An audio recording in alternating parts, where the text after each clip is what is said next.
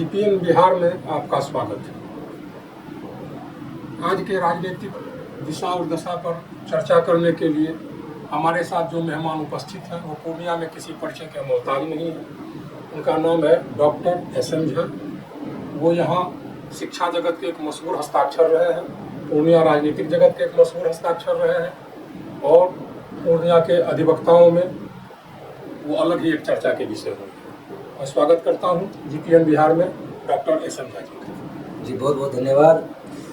सबसे बड़ी बात है कि ये पूर्णिया के लिए आज ऐतिहासिक दिन है जब जीपीएन न्यूज़ ने अपना ऑफिस पूर्णिया में खोला है। देखिए, समाज के बदलाव में जितनी मजबूती से हिस्सेदारी एक समाज सेवी का होता है, उससे कहीं ज़्यादा ज़रूरत मीडिया की होती है। वैसे ही मीडिया को लोकतंत्र का चौथा स्तंभ नहीं कहा गया है, लेकिन आज यदि हम देखें तो तथाकथित नेशनल मीडिया अपने कर्तव्य से विमुख होकर सत्तापोशी बन गई है, क्योंकि मीडिया का रोल सत्ता से सवाल करने का रहा है। विगत दिनों जीपीएन न्यूज़ के कई कार्यक्रमों में मुझे भाग लेने का मौका मिला और इनके द्वारा जो धारदार सवाल की गए सत्ता से, सत्ता में बैठे पार्टी के नेताओं से, उसने मुझे अपील किया। मुझे लगा नहीं, मीडिया के जो एक वास्तविक ज़रूरत है उसको फिल करने के लिए जीपीएन न्यूज़ टाइप का न्यूज़ यदि पूर्णिया से आकर के अपने विचारों का प्रसार करती है तो निश्चित रूप में समाज में एक बदलाव की आवश्यकता है। राहुल जी, पूर्णिया कई मामलों में ऐतिहासिक भूमि रही है, कई मामलों में। यदि साहित्य के क्षेत्र में हम देखें तो पूर्णिया या ग्रेटर पूर्णिया वैश्विक स्तर पर साहित्यिक रूप में चर्चित रही है, चाहे आदरणीय पेशवानाथ रेणु जी रहे हों या मैथिली साहित्य के बहुत बड़े विद्वान के रूप में जाने जाने वाले पंडित जनार्दन प्रसाद झा जी रहे हों या कला भवन जैसे सुंदर उपहार देने वाले लक्ष्मीनारायण सुधांशु जी रहे हों। थोड़ा पीछे चले जाएं तो पूर्णिया के जलालगढ़ में फिल्मों का निर्माण हुआ, श्री कसम, मेला, अंचल। तो पूर्णिया ऐतिहासिक भूमि रही है। यदि हम राजनीतिक रूप में देखें तो पूर्णिया से 5 बार कांग्रेस से जो सांसद चुने गए स्वर्गीय फनी गोपाल चंद्र सेन जी, उनका पुत्र आज परचून का दुकान चलाता है। यह राजनीतिक सूचिता की परिचय पूर्णिया ने जो दिया है, भारत के किसी कोने में नहीं मिलेगा कि जिसके पिताजी 5 बार सांसद रहे हों, उनका इकलौता बेटा आज परचून का दुकान चला रहे हैं। दूसरी सूचिता अजीत सिंह, क्या नाम था उनका, कामरेड अजीत सरकार के रूप में पूर्णिया ने देखा है कि 1-1 रुपए का चंदा लेकर वो चुनाव लड़ते थे और चुनाव जीतकर जनता का काम करते थे। तो पूर्णिया में मैं जीपीएन न्यूज़ का हृदय से स्वागत करता हूं और उम्मीद करता हूं कि वर्तमान पूर्णिया में जो कतिपय समस्याएं हैं, सबसे बड़ी समस्या है समय को लेकर के आज है, दूसरी समस्या छिनतई को लेकर के है, तीसरी समस्या गंदगी को लेकर है, चौथी समस्या यहाँ संदेहास्पद स्थिति को लेकर के है। कई समस्याएं हैं। सौरा नदी जो कि पूर्णिया की लाइफ लाइन है, वो दम तोड़ती हुई प्रतीत हो रही है। काली कोसी जिसके नाम सैकड़ों ऐतिहासिक कृतियाँ बनी हैं, आज वह दम तोड़ रही है। तो ये सारी जिम्मेवारी किसकी है? ये सारी जिम्मेवारी पॉलिटिकल लोगों ने निर्वहन नहीं किया और पॉलिटिकल लोग तब तक सोए रहेंगे जब तक आप शरीके मीडिया वाले उन्हें उनका कर्तव्य बोध नहीं कराएंगे। तो आपके इस चैनल के आने से मैं व्यक्तिगत रूप से ही नहीं, एक्चुअली मैं एक सामाजिक जीव रहा हूँ, मुझे लगता है कि पूर्णिया के लिए एक वरदान साबित होगा। चाहे विधायक कोई बने, सांसद कोई बने, लेकिन विकास पूर्णिया का हो, अपराध नियंत्रण पूर्णिया में हो, महिलाएं सुरक्षित पूर्णिया की रहे, इसमें एक मजबूत भागीदारी निभाने की जिम्मेदारी आपके इस कैमरे की होगी। आपका कैमरा सच को दिखाने में नहीं हिचकेगा, आपका कैमरा सत्ता से सवाल करने में नहीं हिचकेगा, इसका मुझे पूर्ण विश्वास है। धन्यवाद आपका इसके लिए। और जीपीएन बिहार का ये आधारभूत सिद्धांत है कि हम डरेंगे नहीं, हम झुकेंगे नहीं, सच्ची बात और सटीक विश्लेषण इन्हीं को मूल मंत्र बना के हम आगे की पत्रकारिता करेंगे। अब सवालों की दिशा को मोड़ते हुए हम देश की राजनीति की तरफ अगर चलें तो अभी आप कांग्रेस से जुड़े हुए हैं। जी बिल्कुल। अभी अभी ऑपरेशन सिंदूर समाप्त हुआ और उसके बाद आपके सुप्रीम नेता का बयान कि कुछ यूं आता है, उसे अगर 2 शब्दों में बयान किया जाए तो उन्होंने कहा नरेंद्र सरेंडर। इस पर क्या कहना है? देखिए, सबसे पहले तो मैं इस बात को काटता हूँ, यह कोई इस्लामिक कंट्री नहीं है जहाँ शरिया कानून होगा, सुप्रीम लीडर होगा। तो जिस बात, यदि आप राहुल जी की बात कर रहे हैं तो राहुल जी सुप्रीम लीडर नहीं है कांग्रेस पार्टी के, वह कांग्रेस पार्टी के पूर्व अध्यक्ष हैं और सर्वमान्य नेता कांग्रेस पार्टी के हैं। अब नरेंद्र सरेंद्र वाली बात कहाँ से आई? भारत एक संप्रभु देश है, हम सभी जानते हैं। हमने वो दौर भी देखा जब श्रीमती इंदिरा गांधी जी का शासन था और 71 में इमरजेंसी की जो बात हुई थी, उसके बाद इमरजेंसी स्वभूत नहीं था, उसके पीछे वैश्विक फोर्स लगे हुए थे इंदिरा जी को बदनाम करने के लिए। 71 में जब युद्ध हुआ था भारत पाकिस्तान, जिसमें कि बांग्लादेश का जन्म हुआ, तो तभी से अमेरिका इंदिरा जी अमेरिका की आंखों में खटक रही थी और उसी के आधार पर एक बड़े षड्यंत्र के कारण 75 का इमरजेंसी सामने आया। बाद में सत्ता पलट हो गई, इमरजेंसी लागू हो गया। तो बात मैं ये कहना चाह रहा हूँ कि जब श्रीमती इंदिरा गांधी जी भारत की प्रधानमंत्री थी, 1971 का युद्ध चल रहा था, अमेरिका ने 7वां बेड़ा भेज दिया था और कहा गया अमेरिका के द्वारा खुलेआम कि भारत को युद्ध विराम करना होगा। भारत ने कहा नहीं मानूंगा, जब तक बांग्लादेश का उदय नहीं होगा मैं कोई बात निक्सन से नहीं करूंगी। श्रद्धेय इंदिरा गांधी जी ने ये दिखा दिया था दुनिया को कि जब तक हम अपने मकसद को पूरा नहीं करेंगे हम अमेरिका के सामने नहीं झुकेंगे। लेकिन दूसरी तरफ आज जब भारत अपने आप को, लोग चौथी बड़ी इकोनॉमी कह रहे हैं, हमारे प्रधानमंत्री आदरणीय मोदी जी अपने आप को नॉन बायोलॉजिकल कह रहे हैं, खुद को विश्व गुरु बता रहे हैं, कह रहे हैं कि पूरा दुनिया हमसे डर के सटक गया है, तो ऐसी परिस्थिति में युद्ध विराम की घोषणा अमेरिका से आनी चाहिए। मैं आपसे जानना चाहता हूँ, अमेरिकी राष्ट्रपति ने 5 बजे शाम में कहा कि भारत और पाकिस्तान के बीच युद्ध विराम हो चुका है और 7 बजे में भारत की मीडिया कहती है, भारत का होम अफेयर्स जो भी आपका प्रेस रिलीज निकलता है कि युद्ध विराम हो गया है। और 15 बार लगातार अमेरिकी राष्ट्रपति ट्रंप ने कहा कि भारत और पाकिस्तान के बीच जो सीज फायर हुआ है वो मैंने करवाया। मैं आपसे जानना चाहता हूँ कि 140 करोड़ जनता का नेतृत्व करने वाले प्रधानमंत्री मोदी ने एक बार क्यों नहीं कहा कि जो कुछ ट्रंप कह रहे हैं वो झूठ है, ट्रंप का इसमें कोई हाथ नहीं है, पाकिस्तान मेरे पैरों पर गिर गिराया तो मैंने सीज फायर कर दिया। एक बार भी उन्होंने नहीं कहा। क्यों नहीं कहा? इसी पर राहुल जी ने कहा कि इंदिरा जी के शासन में निक्सन का फोन उठाना हम लोगों ने गवारा नहीं किया था और एक बार जब अमेरिका के राष्ट्रपति ट्रंप का फोन आता मोदी जी के शासनकाल में और टपट के कहते हैं नरेंद्र सरेंडर, और नरेंद्र मोदी सरेंडर कर देते हैं। तो इसमें कौन सी बुरी बात है? तो सही बात है, मैं अप्रूव करता हूँ उसका।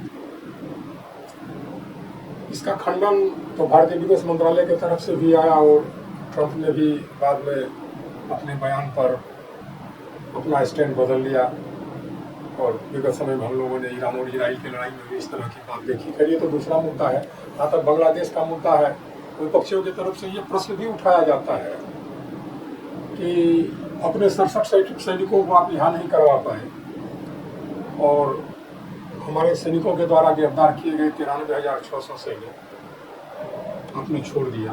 वो कौन सी परिस्थितियाँ थी, वो कौन सा दबाव था श्रीमती गांधी जैसे मजबूत प्रधानमंत्री के शासनकाल में कि उतने सैनिकों को बिना कुछ लिए, बिना कश्मीर पर अपनी कोई मांग बनवाए, बिना गुजरात का वो एक जिला का नाम भूल रहा हूँ जिस पर आपका कब्जा हो गया था, हिंदुस्तान का कब्जा हो गया था, उसको बिना वापस लिए आपने उन सैनिकों को छोड़ दिया और मैदान में जीती गई लड़ाई आपने टेबल पर गंवा दी। चलिए, सबसे बड़ा राहुल जी दुर्भाग्य है इस देश का, जो भारत कभी वास्तविक रूप से विश्वगुरु हुआ करती थी, अभी भी आप देखिए दुनिया का कोई ऐसा देश नहीं है जहां उस देश का लगभग 10% जीडीपी भारतीयों के द्वारा उपयोग की जाती है। मतलब अमेरिका में जो भी बड़े से बड़े सीईओज हैं भारत से, जर्मनी, जापान, इंग्लैंड, फ्रांस, सब जगह भारत के बच्चे या भारत के युवा ने जाके परचम लहराया है। और ऐसा परचम लहराया है कि वहाँ की जीडीपी के 10% पर अपनी कब्जा जमा लिया। उस भारत में आज जो बातें हो रही है सिर्फ व्हाट्सएप यूनिवर्सिटी के ज्ञान पर, देखिए आपने कई बार सुना कि प्रधानमंत्री बनने वाले थे पटेल, बना दिया नेहरू को। ये जो यूनिवर्सिटी, व्हाट्सएप यूनिवर्सिटी का जो प्रोडक्ट लोगों को परोसा जा रहा है और लोग आंख बंद करके उसे स्वीकार कर रहे हैं, ये हास्यास्पद है। अब देखिए जब भी कोई स्टडी की लड़ाई लड़ी जाती है उसका एक उद्देश्य निर्धारित होता है। जब लड़ाई 1971 की थी तो उद्देश्य था बांग्लादेश की आज़ादी, और हमने बांग्लादेश को आज़ाद करवाया और मुक्ति सेना का वहाँ शासन हुआ, उनके प्रधानमंत्री बने। और ये कितनी बड़ी हास्यास्पद बात है कि जब हम 93,000 सैनिकों को रिलीज करेंगे, इन लियो ऑफ दैट अपना 168 सैनिक उसके पास छोड़ देंगे। जो पाकिस्तान घुटने पर आकर 93,000 सैनिकों का सरेंडर कर दिया हमारे सामने, उसकी औकात थी जो हमारे 167 सैनिकों को बंदी बना लेता। ये सब व्हाट्सएप यूनिवर्सिटी का प्रोडक्ट है और ऐसे प्रोडक्ट का जवाब नहीं दिया जा सकता है। अभी आप देखिए कि सरदार वल्लभ भाई पटेल और नेहरू जी की दोस्ती पर कितने सारे एपिसोड्स आए हैं। जब 68 साल का उम्र हो गया था उनका, 68 साल या समथिंग ऐसे ही था, उनका नाम कभी प्रस्तावित नहीं हुआ, तो उन्होंने कभी दिलचस्पी प्रधानमंत्री बनने की नहीं दिखाई थी। लेकिन आज भाजपा के आईटी सेल वालों ने व्हाट्सएप यूनिवर्सिटी के माध्यम से देशवासियों के दिमाग में घुसा दिया इस बात को कि जबरदस्ती प्रधानमंत्री नेहरू जी बन गए थे, बनने वाले पटेल साहब थे। तो ये सब व्हाट्सएप यूनिवर्सिटी के ज्ञान पर कोई चर्चा करना समय की बर्बादी। आपके सैनिक बंदी थे, ये व्हाट्सएप यूनिवर्सिटी का नहीं है। 168 सैनिक आपके बंदी थे जो 1971 के बाद। मैं आपके प्रतिष्ठित चैनल के माध्यम से ये चैलेंज करता हूँ कि कौन सा डॉक्यूमेंट में ये लिखा हुआ कि 167 सैनिक बंदी थे और पाकिस्तान ने उसको रिलीज नहीं किया, आप सार्वजनिक करें उसको। 1979 के समझौते में 1979 तक वो सैनिक आपके बंदी थे, क्योंकि एक अभी तो यहाँ कोई डॉक्यूमेंट उपस्थित नहीं है जो मैं आपको प्रूफ कर दूँ, लेकिन 1979 में भारत सरकार के द्वारा एक चिट्ठी लिखी गई थी 71 के बाद कि मेरे आपके यहाँ इतने बंदी है, उसे आप छोड़े, किस आधार पर छोड़ेंगे। इसी के आधार पर निकल के यह बात सामने आई है। और 71 से पहले कश्मीर की समस्या मौजूद थी। गुजरात में आपके द्वारा वो जो हिंदू बाहुल्य जिला था, मैं नाम भूल रहा हूँ उसका, शायद आपको नाम याद हो, वो आपके कब्जे में था, आपने उसे छोड़ा और कश्मीर समझौते की समस्या पर पीओके पर बिना कोई बात किए आप उतने बड़े एडवांटेज को आप क्यों छोड़ दी? जैसे अभी मैंने कहा कि 1971 का जो वॉर था उसका एकमात्र यूनिलेटरल उद्देश्य बांग्लादेश की आज़ादी थी, और उस आज़ादी को दिलवाने के बाद हमारा उद्देश्य वैश्विक लेवल पर कन्फ्रंटेशन करना नहीं था। हमने दुनिया वालों को बता दिया था कि बांग्लादेश के साथ अत्याचार हो रहा है और हम बांग्लादेश के आज़ादी के समर्थक हैं, क्योंकि वहाँ से 1 करोड़ लाख की संख्या में शरणार्थी हमारे देश में आ रहे थे। उस समय हमारा उद्देश्य जम्मू कश्मीर पर बात करना या पीओके पर बात करना नहीं था, उद्देश्य बांग्लादेश की आज़ादी थी जिसे हमने हासिल किया। तो यही कुछ आज बीजेपी सरकार कह रही है कि ऑपरेशन सिंदूर में मेरा लक्ष्य जिन आतंकवादी ठिकानों को नष्ट करना था मैंने कर दिया और मैंने अपनी शर्तों पर युद्ध विराम किया, तो फिर गलत क्या है? बहुत अच्छी बात। देखिए ऑपरेशन सिंदूर का नाम लेकर के भारतीय जनता पार्टी ने जो इवेंट मैनेज करने का प्रयास किया, उसकी पोल प्रगति आज देशवासियों के सामने खुल चुका है। देखिए ऑपरेशन सिंदूर एक अच्छा सक्सेसफुल ऑपरेशन था, हमारे सैनिकों ने एक जज्बे से काम किया, हम उसको सैल्यूट करते हैं। और उसका अनड्यू एडवांटेज आदरणीय प्रधानमंत्री मोदी ने लिया, आगे बढ़कर अमेरिका के दबाव में आकर सीज फायर करके इसने जो इज्जत कमाई थी हमारे सैनिकों ने, हमारे प्रधानमंत्री ने उसे तार कर दिया। और उद्देश्य कहाँ पूरा हुआ? जो 4 आतंकवादियों ने हमारे भाइयों को मारा था उसको ज़मीन निगल गई या आसमान निगल गया? आपके पास पाकिस्तान के अंदर घुसकर आतंकवादी ठिकाने पता लगाने का एक से एक जासूसी उपकरण है। इन 4 अपराधी जिन्होंने हमारे भाइयों को मारकर हमारी बहुओं को विधवा बनाया, उसको आज तक नहीं खोजा गया। पुलवामा में जो RDX आया था, कौन लाया था, किसने मंगवाया था, उसका पता आज तक नहीं चल पाया। विगत 11 वर्षों में भारतीय जनता पार्टी ने यदि कोई एक भी उल्लेखनीय काम किया हो, देश की सुरक्षा के नाम, देश के प्रोग्रेस के नाम, देश में हो रहे आतंकवादी समस्याओं को रोकने के नाम, आज हमारे लाखों हेक्टेयर जमीन पर चाइना कब्जा जमा चुकी है और हमारे प्रधानमंत्री हकलाते हुए कहते हैं वहाँ कोई नहीं आया, वहाँ कोई नहीं घुसा, कोई नहीं निकला। What does it mean? क्या मतलब रखता है? आज चाइना से हमारा जो व्यापार एक्सचेंज है वो अत्यंत पीड़ादायक स्थिति में चला गया है। जब कांग्रेस की शासन थी तो 40 और 60 का मामला था। 40% का हम निर्यात करते थे, 60 का आयात करते थे। इतना हो हंगामा होता था कि कांग्रेस चाइना पर डिपेंडेंट है।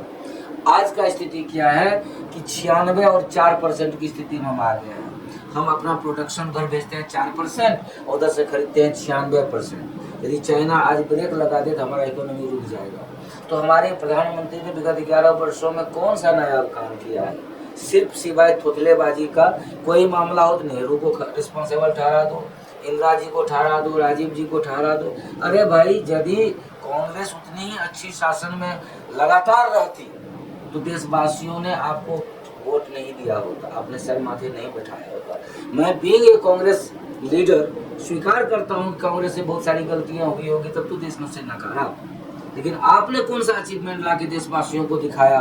15 लाख ला के दे देंगे। आपको पता होगा कि स्विस बैंक में 3 गुना ज़्यादा पैसा ब्लैक मनी का बढ़ चुका है।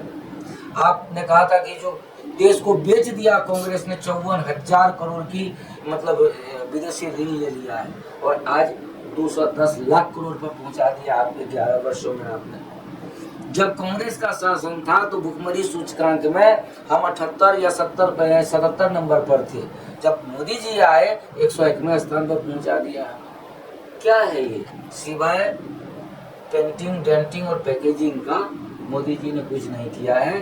कोरोना के टाइम में इतने लोग मरे, लेकिन हर वैक्सीन पर मोदी जी का फोटो छपा। मरने वाले के सर्टिफिकेट तक पर फोटो छपवाने की बात चल रही थी। सिंदूर ऑपरेशन में हमारे सैनिकों की कामयाबी को हमारे नेताओं ने तार-तार कर दिया। फिर भी आज आप हर पेट्रोल पंप पर जाके देख लीजिए ऑपरेशन सिंदूर और नरेंद्र मोदी जी का फोटो। क्या है ये सब?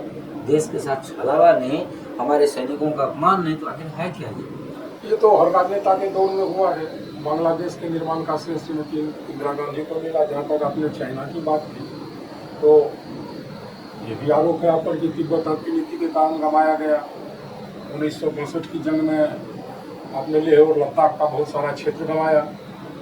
और ये तो स्पष्ट दिखता भी है कि हिंदी चीनी भाई भाई के नारा आपके शासनकाल में दी गई थी, यानी कांग्रेस पार्टी के शासनकाल में दी गई थी। और उसके बाद बिना तैयारी के हम 1962 की जंग लड़ी और हमने अपना बहुत बड़ा भूभाग आपके शासनकाल में गंवाया। हमने अपना POK आपके शासनकाल में गंवाया और तिब्बत पर जो हमारी रणनीतिक बढ़त थी वो आपके शासनकाल में गंवाया गया। तो चाइना के संबंध में पॉलिसी पर तो आप बीजेपी पर आरोप नहीं लगा सकते हैं। अगर लगा सकते हैं तो क्या काम? नहीं, बहुत अच्छी बात आपने भी कहा। जैसे जब अंग्रेजों के द्वारा भारत को पूरी तरह से अवशोषित कर लिया गया था और भारत में सुई निर्माण तक का कोई फैक्ट्री नहीं, अंग्रेजों मैं उस पर आऊँ नहीं, हमें आपको ये काटूंगा कि 15 वर्ष आपके आजाद पूरा हो गया था और आपको अपनी रक्षा की व्यवस्था कर लेनी चाहिए। ठीक है, मैं एग्री करता हूँ। POK पर असहमत हो सकता हूँ क्योंकि POK तुरंत बाद की बात की हो सकता है। आप कहें कि राजनीतिक स्थिति थी, ये था वो था वैसे था, लेकिन 62 को 15 वर्ष बीत गया था। एग्री। देखिए, आपने जो आरोप लगाया तथाकथित भारतीय जनता पार्टी के IT सेल के व्हाट्सएप यूनिवर्सिटी से जो प्रोड्यूस चीज़ें हैं उसके माध्यम से, तो मैं आपको कहना चाहूँगा कि उस समय का वैश्विक परिदृश्य में भारत कहीं भी नहीं था, विकासशील भी नहीं था, अत्यंत पिछड़ा हुआ देश के रूप में वैश्विक संप्रदाय के बीच खड़ा था भारत। उसके बावजूद भी चाइना से हमने लड़ाई लड़ी। भले ही छोटा मोटा भूभाग उन लोगों ने उस समय में धोखे से हमसे छीन लिया, लेकिन मैं बता रहा हूँ, लेकिन आज जब भारत विश्व का सबसे बड़े मतलब सेना का सबसे बड़े सैनिकों का देश है, जहाँ हमारा रक्षा बजट कई सारे देश अमेरिका तक के पूरे वार्षिक बजट पर भारी है, वह भारत का लाखों एकड़ जमीन चाइना जबरदस्ती दबा के बैठा हुआ है, और जिस व्यक्ति जो प्रधानमंत्री आज वर्तमान में है उसको वो सामने की चीज नहीं दिख रही है, लेकिन ऐतिहासिक भूल नहीं याद आ रहा है। अरे इतिहास ने बहुत बड़ी गलती कर दी कांग्रेस ने, कांग्रेस को शासन से हटा दिया भारतीय नागरिकों ने। आपको जो बैठाया, आपके मुंह से आवाज क्यों नहीं निकल रही है चाइना के खिलाफ, क्यों नहीं निकल रही है? मैं ये पूछना चाहता हूँ कि वर्तमान में भारत न तो आर्थिक रूप से कमजोर है, ना सामरिक रूप से कमजोर है, ना ही हमारी वैदेशिक नीति कमजोर रही है। आपको याद आना चाहिए कि जब 1971 के युद्ध 1900 नरसिम्हा राव जी का शासन था, जिसमें भारत के ऊपर वैश्विक प्रतिबंध लगाने की बात की जा रही थी, और वैश्विक प्रतिबंध से भारत कैसे बचे, उस समय के बीमार तत्कालीन विदेश मंत्री स्वर्गीय दिनेश सिंह जी को नरसिम्हा राव जी ने ईरान भेजा था, और ईरान में जाकर के नेगोशिएशन हुई, और पाकिस्तान के सारे जो योजनाएं थी भारत को दुनिया से अलग थलग करने की, वो धरी की धरी रह गई। और आज देख लीजिए आप, राहुल जी आपने अच्छा दुखती रग पर हाथ रख दिया है। आज जब पाकिस्तान के खिलाफ हमने एक्शन लिया ऑपरेशन सिंदूर के रूप में, आपकी वैदेशिक नीति खुलकर सामने आ गई। एक देश भी आपका साथ नहीं दिया, 8 और 10 देश कम से कम पाकिस्तान के साथ खड़ा दिखा। आपका सबसे मजबूत दोस्त रसिया भी कन्नी काटने लगा। अमेरिका तो आपका कल भी नहीं था, आज भी आपका नहीं है, कल भी आपका नहीं होगा। जो आपका ईरान सबसे पारंपरिक दोस्त था, जिसने अपनी कुर्बानी दी थी, आज आप उसके पक्ष में एक शब्द बोलने के लिए तैयार नहीं है। ऐसी स्थिति में भारत की वैश्विक नीति और विदेश नीति की जो छीछा लेकर हुई है इस ऑपरेशन सिंदूर के दौरान, वो आपने भी जरूर महसूस किया।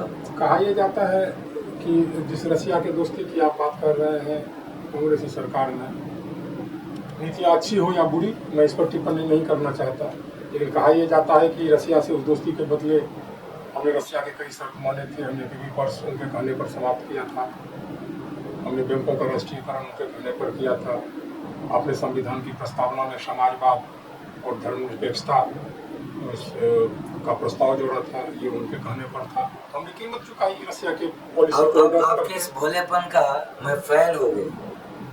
मुझे जरा बताइए कि राजाओं के प्रीवी पर्स खत्म कर देने से रसिया को कौन सा फायदा होने वाला? मैंने अभी ये कहा हो नीतियाँ गलत या सही हो, इसलिए कि ये प्रीवी पर्स पूंजीवाद की अवधारणा थी, दक्षिणपंथी व्यवस्था की अवधारणा थी, और रसिया वामपंथी व्यवस्था का पोषक था।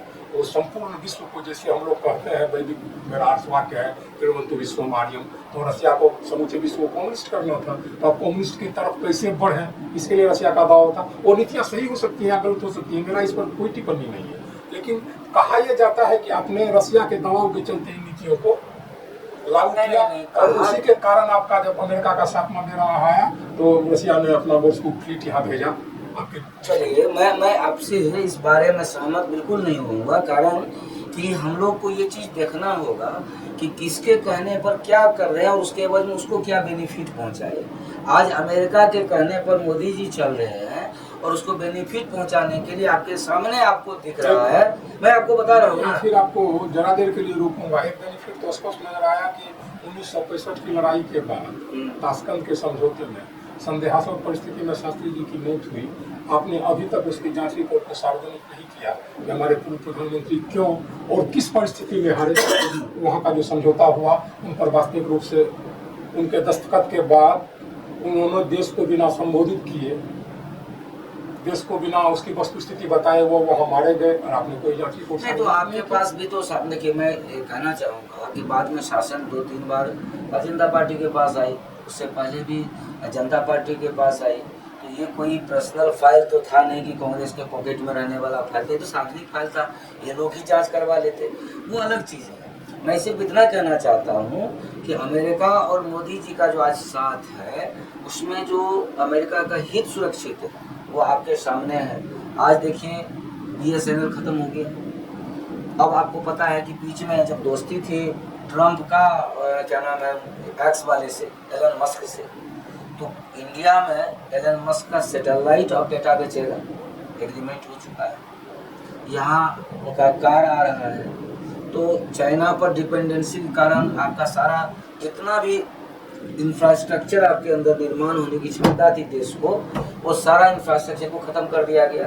आप पूरी तरह से डिपेंडेंट हो गए हैं चाइना के ऊपर, आप फुल्ली डिपेंडेंट हैं। तो ऐसे में इन सारी चीज़ों पर फिर चर्चा होते रहेगी हम लोगों के बीच। समय देने के लिए आपका बहुत बहुत जी धन्यवाद। बहुत बहुत धन्यवाद। खींच